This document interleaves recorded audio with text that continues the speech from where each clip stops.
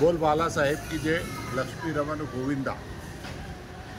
आज आपण देळगाव राजा शहराचे ग्रामदैवत श्री बालाजी महाराज मंदिर येथे उभे आहोत। ग्रामदैवत श्री बालाजी महाराज यांच्या दोन यात्रा उत्सव असतात, एक अश्विन यात्रा उत्सव आणि एक कार्तिक यात्रा उत्सव। नुकतीच अश्विन यात्रा उत्सवाची सांगता झालेली आहे आणि कार्तिक नवमीच्या पासून कार्तिक उत्सवाची सुद्धा सुरुवात झालेली आहे। या बालाजी महाराजांच्या मंदिरासमोर मंडपाचं आच्छादन करण्यात येते। 10 ते 11 दिवस चालणाऱ्या या उत्सवामध्ये विविध कार्यक्रम संपन्न होत असतात। यामध्ये आज कार्तिक पौर्णिमेनिमित्त दीपोत्सव याची सुरुवात होत असते।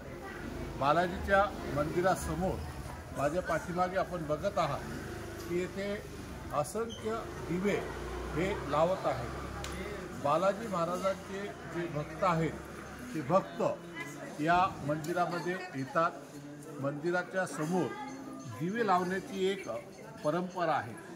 350 वर्षापेक्षा जास्त ऐतिहासिक परंपरा आजही देळगावकर मोठ्या भक्तिभावाने उत्साही आणि आनंदी वातावरणामध्ये साजरा करतात। हे दीपोत्सव सलग सुरू राहणार आहे। चतुर्थीच्या दिवशीपर्यंत हा उत्सव कंटिन्यू सुरू होतो। ललिताच्या दिवशी याची सांगता होते।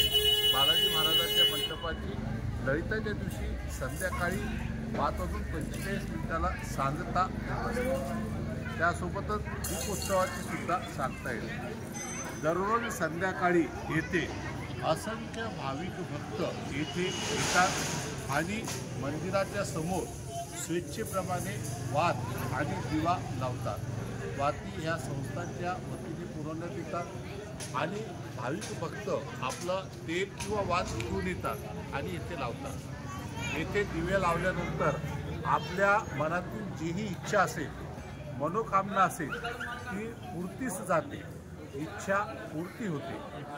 अनेक लोकांच्या आतापर्यंत अशा इच्छा पूर्ण झालेल्या आहेत। म्हणून बालाजी मंदिराच्या समोर ही दीप लावण्याची परंपरा ही कार्तिक उत्सवामध्ये असते।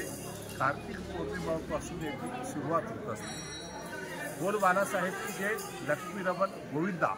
आपणही माझं आपल्या या चॅनलच्या माध्यमातून जिथे जिथे माझा आवाज पोहोचतोय, मी बालाजी संस्थांचा प्रसिद्धी प्रमुख सूरज गुप्ता या नात्याने आपल्याला नम्र विनंती करतो की आपण एक वेळा बुलढाणा जिल्ह्यातील ग्राम देळगाव राजा येथील ग्रामदैवत श्री बालाजी महाराज मंदिर येथे अवश्य यावे आणि दीपोत्सवाचा लाभ घ्यावा। कार्तिक उत्सवामध्ये बालाजी महाराज आणि पद्मावती यांचा विवाह सोहळा सुद्धा अतिशय चांगल्या पद्धतीने उत्साही वातावरणात होतो।